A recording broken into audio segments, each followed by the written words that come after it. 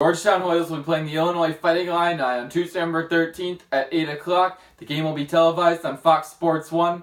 The game will be played in Champlain, Illinois. This is the first road game of the season for Georgetown.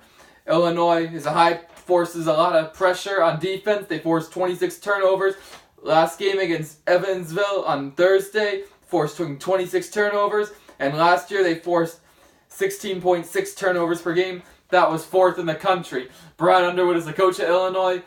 Stephen F. Austin, he won multiple NCAA tournament games, or he won 2 NCAA tournament games, making the round of 32 twice. So he's a very good coach. He's trying to build the program. Illinois was only 4-14 in Big Ten play last year, but I think they'll be better this year. They have Aaron Jordan, who was 5 of 8 from 3, scoring 19 points. Aaron Jordan shot 46% from 3 last year. This guy is tough to defend.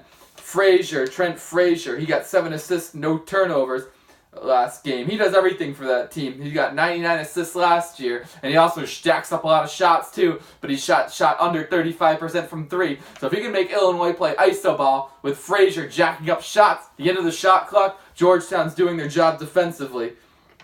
Illinois defense is not very good, with the exception of forcing turnovers, because the opponent shot 47% and more importantly shot 54% from 2 last year. That ranked 322nd in the country, and they allowed 34% from 3.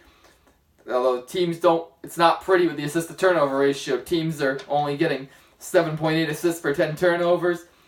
So Illinois is a good offensive rebounding team, not a great defensive rebounding team. They got 32% of the offensive rebounds last year, but opponents are getting 31% of their offensive rebounds, which means that Illinois is getting 69% of the defensive rebounds. Illinois is ranked 74th in the KenPom rankings, but considering how well they played the other night, I think they might be able to move up. And Ayu Dunsunmo, he got 18 points, 6 rebounds, and 4 assists. He's a freshman for Illinois. So Illinois last year wasn't pretty, even in spite of the forced turnovers, because they were 140th in offensive efficiency and 177th in defensive efficiency. So Georgetown can win this game, but they have to be able to handle traps. If Georgetown can break the press and handle traps, they're going to have 4-on-3s, 3-on-2s, and 2-on-1s, and they can get the ball in the go-van, or they can get great ball movement, and Illinois won't be able to cover. The one thing Illinois does is they foul a lot. They foul 22 times per game. So if Georgetown can get Illinois out of position, then Illinois is going to chase them and try to reach. They're going to try to knock the ball out of their hand, but instead of knocking the ball out of their hand, they're going to slap them on the wrist. So Georgetown just needs to play smart, and they need to play in control. James Akinjo is going to be very important. Last year, Georgetown, they didn't really have a point guard. This year, they do have a point guard, James Akinjo. He's going to got 7 assists last couple of games. So if he can break the press very well, then Georgetown can win this game. And Georgetown defensively, they just need to guard their man and can't give up second opportunities. This is one of those games that will come down to the last 2 minutes. And games the last 2 minutes, the 2 things that killed Georgetown last year were turnovers and defensive rebounding. And these are both pivotal parts of this game. These are strengths of Illinois, forcing turnovers and getting offensive rebounds. So Georgetown really needs to do that well.